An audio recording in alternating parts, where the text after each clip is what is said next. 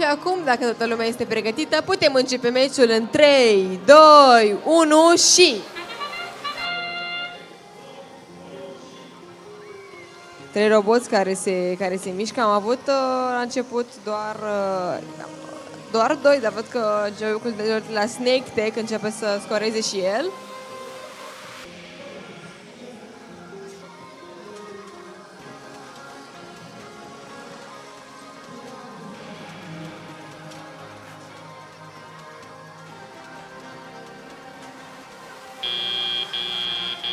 Drivers, pick up your controllers.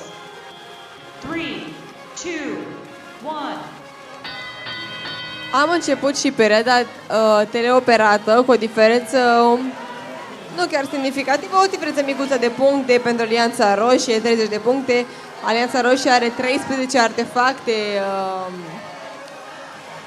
classified, cât Alianța Albastră are doar 6, dar este timp, 1 minut 40 de secunde, au o grămadă de timp să recupereze diferența Alianței Roșii, care are deja un classifier plin pe care o să-l golească pentru a putea scora și mai multe bile.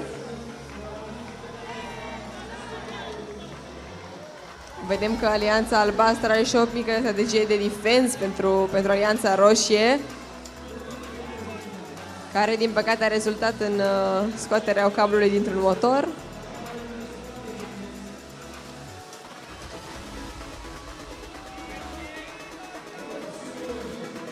Un minut rămas, o diferență măricică pentru Alianța Roșie.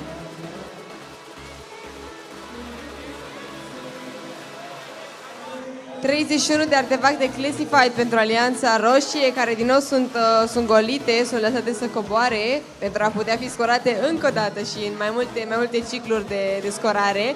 40 de secunde rămase, ne apropiem rapid de finalul meciului.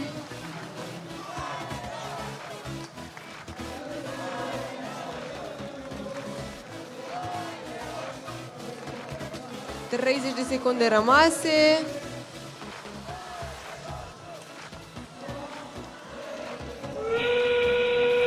Am intrat în endgame, o diferență de 60 de puncte pentru Alianța Roșie.